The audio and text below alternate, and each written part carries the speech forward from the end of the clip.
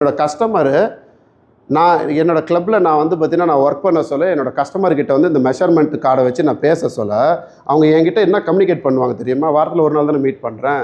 அந்த கார்டில் நான் பேசிக்கினே இருக்க சொல்ல அவங்க என்கிட்ட என்ன கம்யூனிகேட் பண்ண அவங்க வேலை முடிஞ்சிடுச்சு, அவங்களுக்கு நான் பேசி முடிச்சிட்டேன்னு தெரிஞ்சோடனே உடனே அவங்க என்கிட்ட என்ன கமிட் பண்ணுவாங்கன்னா, எங்கள் அக்கா பொண்ணு வந்து எக்ஸஸ் வெயிட்டில் இருக்கிறா, எங்கள் அம்மா எக்ஸஸ் வெயிட்டில் இருக்கிறாங்க, என் தங்கச்சிக்கு சுகர் இருக்குது, என் மாமியாருக்கு வந்து இந்த ப்ராப்ளம் இருக்குது, என் பக்கத்து வீட்டில் வந்து பார்த்தீங்கன்னா ஹெல்த் இஷ்யூஸ் இருக்குது. இப்போ நான் என்ன பண்ணுறதுன்னா, நீங்கள் எதுவும் பேசக்கூடாதுங்க. இப்போ நீங்கள் இன்வைட் பண்ணணுன்னு ஆசைப்பட்றீங்களா? ஆமாம், நான் இன்வைட் பண்ணணுன்னு ஆசைப்பட்றேன். நீங்கள் என்ன பண்ணணும் அப்படின்னா, இப்போ அவங்களுக்கு என்ன இஷ்யூஸ் இருக்குது? அவங்களுக்கு வந்து குழந்தை இல்லாமல் வந்து பிசிஓடி ப்ராப்ளத்தினால ஹாஸ்பிட்டலில் போய் டாக்டர் வந்து பார்த்துன்னு இருக்கிறாங்க. இது வரைக்கும் 2 லட்சம் 3 லட்சம் செலவு பண்ணிட்டாங்க. இப்போ நீங்கள் என்ன பண்ணலாம் அப்படின்னா, இப்போ வந்து ரோகிணி இருக்கிறாங்க இங்கே.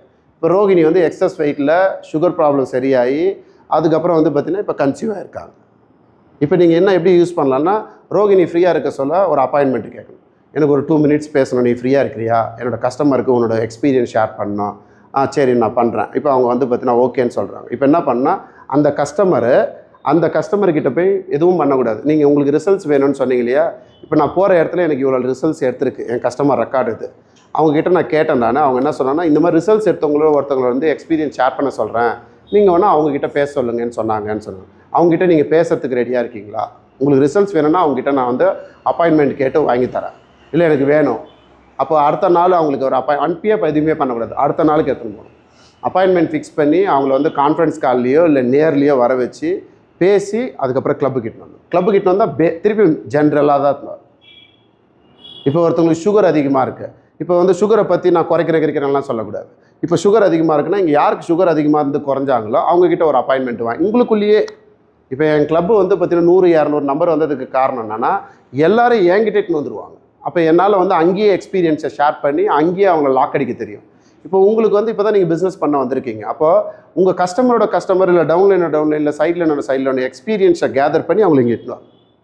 அப்படி இட்டுன்னு வந்தீங்கன்னா என்ன ஆகும்னா, உங்கள் இந்த கிளப்பில் வந்து பார்த்திங்கன்னா நம்பரு உங்களுக்கு சர்வசாதாரணமாக ஒரு 20-30 நம்பர் இருப்பாங்க. உங்களாலே இமேஜினே பண்ண முடியாது. நீங்கள் இட்டுன்னு வந்தது மிஞ்சி போனால் அதில் ஒரு 4 பேர் தான் இருப்பாங்க. அந்த 4 பேர் கீழே வந்து 20 பேர் இருப்பாங்க. இன்வைட் பண்ணவங்க அவங்களா இருப்பாங்க, நீங்கள் இருக்க மாட்டாங்க.